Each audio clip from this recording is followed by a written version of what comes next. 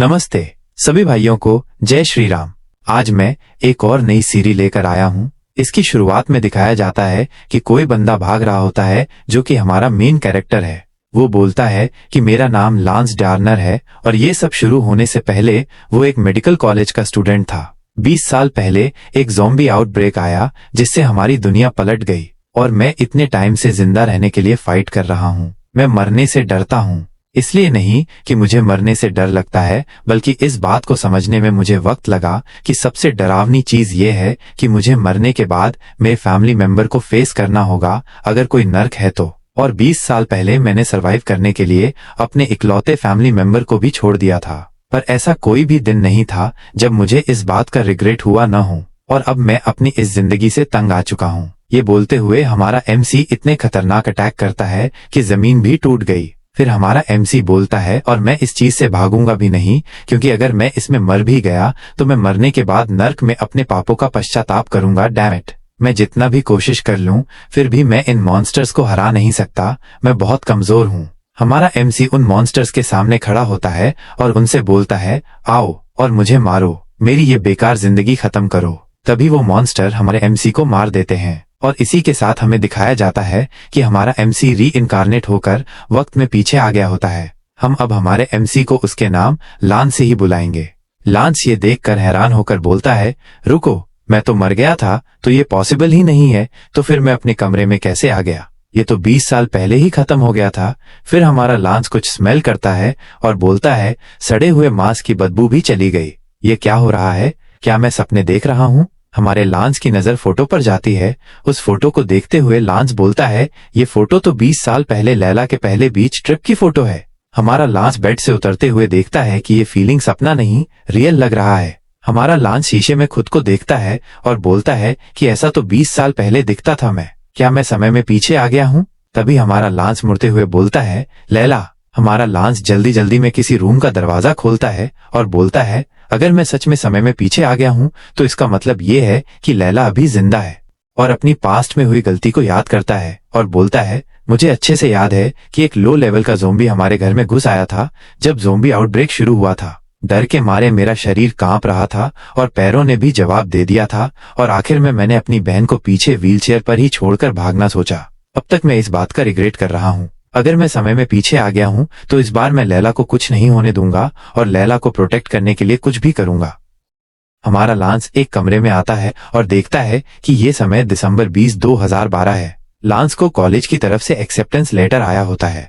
Lance को यकीन हो जाता है कि वो समय में 20 साल पीछे आ गया है और सोचता है कि तो फिर लैला अभी जिंदा होगी। हमारे लांस को विश्वास नहीं हो रहा होता कि वो फिर से अपनी छोटी बहन से मिल पाएगा। हमारा लांस कमरे का दरवाजा खोलता है और सामने देखकर हैरान होता है। हमें दिखाया जाता है लांस की छोटी बहन लैला को। लैला बोलती है, तुम क्या कर रहे हो यहाँ इस वक्त? तो हमारा लांस इतने टाइम के बाद अपनी बहन को देखकर और उसकी आवाज सुनकर इमोशनल हो जाता है और रोने लगता है। ये देखकर लैला लांस का नाम पुकारती है तो लांस रोते हुए लैला को गले लगा लेता है और बोलता है, मुझे माफ कर दो। तो लैला लांस से पूछती है, क्या तुमने कोई डरावना सपना देखा? मगर लांस अभी भी रो रहा होता है और बोलता है, तुम मेरे कारण मारी गई, ये सब मेरी गलती थी। तो लैला लांस से बोलती है कि अरे लांस, मैं ठीक हूँ अब और अब मैं तुम्हें प्रोटेक्ट करूंगी। तो हमारा लांस लैला से बोलता है, नहीं, बल्कि इस बार इसका उल्टा होना चाहिए, इस बार मैं तुम्हें प्रोटेक्ट करूंगा। तो हमारा लांस घड़ी में टाइम देखकर बोलता है, मुझे अभी अपनी बहन से बातें करने से थोड़ा ब्रेक ले लेना चाहिए। तो हमारा लांस लैला से बोलता है, मुझे कहीं जाना है तो तुम यहीं रहना, कहीं बाहर मत जाना। तभी लैला हमारे लांस को रोकती है और अपनी हेयरबैंड उतार कर देती है और बोलती है, अब जाओ। तो हमारे लांस को समझ नहीं आया होता कि लैला ने उसे क्यों दी, तो वो बोलता है कि ये। तो लैला बोलती है, शायद तुम भूल गए हो कि तुम जब भी बाहर जाते हो तो मेरी हेयरबैंड ले जाते हो और जब वापस घर आते हो तो तब तुम मेरे बाल में इस हेयरबैंड को बांधते हो।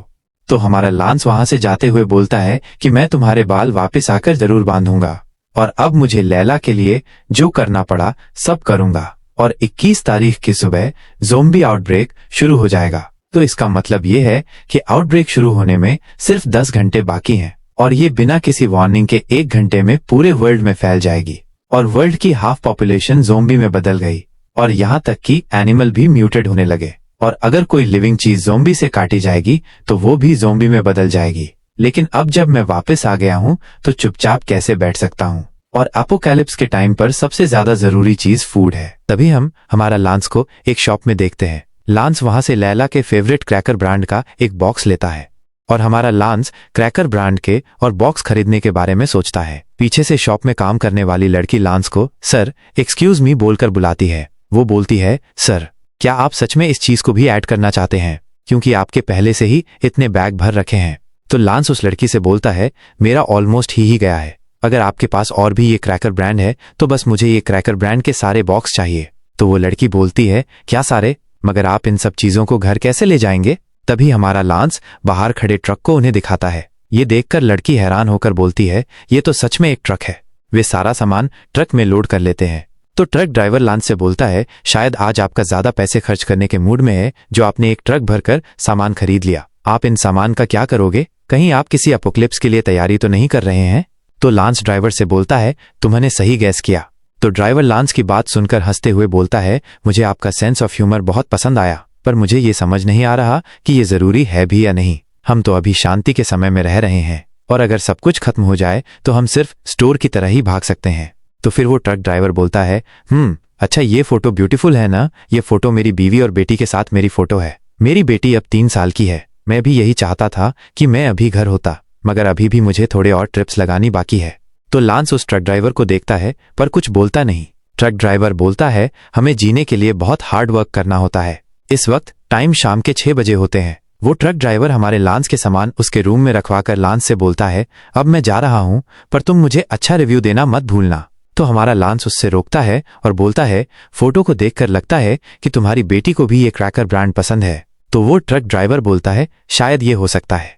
हमारा लांस उस ट्रक ड्राइवर से बोलता है कि मैंने आपकी इस सर्विस का डबल पे कर दिया है, तो अब तुम ये सोचो कि तुमने पूरे दिन का कमा लिया है और अब सीधा घर जाओ। अपना और अपनी फैमिली का ध्यान रखना और ज्यादा पैसे कमाने की मत सोचना, अभी इन्हीं से संतुष्ट हो जाओ। हम देखते हैं कि ट्रक ड्राइवर वहां से चल देता है और सोच रहा होता है, अपना और अपनी फैमिली का ध्यान रखना, शायद से अमीर लोग अलग ही सोचते हैं। तभी ट्रक ड्राइवर को मैसेज आता है, क्या मैं आपको आपके अगले पिकअप पॉइंट पर पहुंचने में मदद करूं? पहले तो वो कुछ सोचता है, लेकिन आखिर में उसे ले लेता है और बोलता है, मुझे किसी अच्छे रूट से जाने की प्लानिंग है। पर हम सीन हमारे लांस पे आता है जो कि अपोकलिप्स के लिए तैयार होने के लिए एक लंबी लकड़ी के आगे एक चाकू या ब्लेड बांधकर एक वेपन बना रहा होता है और एक पेपर मैप बना लेता है। और फोन उस टाइम पर सिर्फ एक डिब्बा या ईंट के बराबर होगा, सिर्फ क्योंकि इंटरनेट जल्द ही बंद हो जाएगा। तभी लैला कमरे में आती है और गुस्से से बोलती है, लांस तुम ये क्या कर खेल रहे हो? तभी लैला लाइट ऑन करती है और देखती है, तुम मुझे इस बारे में बताओ और घर में ये क्या चीजें फैला रखी है? और गुस्से से लांस पर चिल्लाकर बोलती है, मुझे मैसेज आया कि तुमने हमारी सारी सेविंग खत्म कर दी है। ये क्या ही बकवास है? लांस बोलता है, शांत हो जाओ, और अगर मैं कहूं कि कोई अपोकलिप्स आ रहा है तो क्या तुम मेरी बात पर विश्वास करोगी? लैला बोलती है, एक्सक्यूज मी, क्या तुमने अपोकलिप्स कहा? तो लैला हमारे लांस को हाथ लगाकर देखती है कि उसे बुखार तो नहीं है। तो लांस एकदम से दूर हो जाता है। तो लैला बोलती है, क्या हुआ? अरे लांस, तुम टमाटर की तरह लाल क्यों हो गए हो? तो हमारा लांस खांसते हुए बोलता है कि मैं ठीक हूं, आउटब्रेक जल्द शुरू हो जाएगा। हमारा लांस सिटी को देखते हुए बोलता है, मैं जब तक हुआ तब तक सह लूंगा और अब जल्द ही सिटी की ये शांति और पीस चली जाएगी। तो लैला लांस की तरफ देखकर बोलती है, तुम बिल्कुल अजनबी की तरह एक्ट कर रहे हो, तुम्हारी बातें और तुम अजीब लग रहे हो आज। तो लैला सोचती है, मैंने कभी लांस हो ऐसे नहीं देखा और अब मुझे ऐसा लग रहा है जैसे कि लांस जो कह रहा है वो सही है। तभी लांस बताता है कि ये जल्द ही शुरू होने वाला है और ये पूरे 1 वीक तक चलेगा और इसमें दुनिया के 90% लोग मारे जाएंगे या ज़ोंबी बन जाएंगे और जो लोग बच जाएंगे उन्हें भी कई वीक सरवाइव करना होगा जब तक कि न्यू एरा न शुरू हो जाए। और मैं भी यही उम्मीद करता हूं कि मैं भी उन बचे हुए 10% लोगों में आऊं। हम एक मोटे लड़के को दारू पीते हुए चलते देखते हैं। उसको फोन पे किसी का मैसेज आता है तो वो मोटा लड़का गुस्से में बोलता है, कौन कमीना इस वक्त मुझे मैसेज कर रहा है? वो मैसेज उससे उसके ऑफिस से आया होता है। तो मोटा लड़का ये देखकर गुस्से से बोलता है, वो चाहता है कि मैं आधी रात में उसके लिए अवेलेबल रहूं। तभी एक और मैसेज आता है जिसे देखकर वो रिप्लाई में भेजता है। तो हम देखते हैं कि वो मोटा लड़का अपने सामने वाले कुत्ते पर अपनी दारू की बोतल फेंक के मारता है और बोलता है, अबे साले कुत्ते, तेरी हिम्मत कैसे हुई मुझे घूर के देखने की? तुम्हारा आज बुरा वक्त है शायद जो तुम मुझसे मिले। तो कुत्ता गुस्से में गुर्राता है और शायद ये कुत्ता ज़ोंबी बन गया है। मोटा लड़का मैसेज करता हुआ थोड़ी आगे निकल जाता है। मोटा लड़का फिर पीछे मुड़कर देखता है वो कुत्ते ने उस मोटे लड़के पर हमला कर दिया होता है। वो मोटा लड़का डर के मारे बोलता है, अबे ये तो मॉन्स्टर है। वो ज़ॉम्बी कुत्ता उस लड़के को मार देता है और उसका फोन भी एक तरफ गिरा होता है। तो पूरी सिटी में लोग बोल रहे होते हैं, व्हाट द हेल, ये क्या चीज है, अरे कोई हेल्प करो, यहाँ ज़ॉम्बी है। पूरी सिटी में सभी हेल्प मांग रहे होते हैं और लोग जल्दी जल्दी ज़ॉम्बी में बदलने लग रहे होते हैं। हमारा लांस और लैला ये सब ऊपर अपने रूम की खिड़की से देख रहे होते हैं। तो लैला लांस से पूछती है, लांस ये सब क्या हो रहा है, ये सब लोग एक दूसरे पर ही क्यों चढ़ रहे हैं। तो लांस बताता है कि ये सब ज़ॉम्बी अब ज़ॉम्बी में बदल गए हैं और यही रिवलेशन के शुरू होने को दिखाता है। तभी हम देखते हैं कि कोई रूम के दरवाजे को खड़खड़ाता है।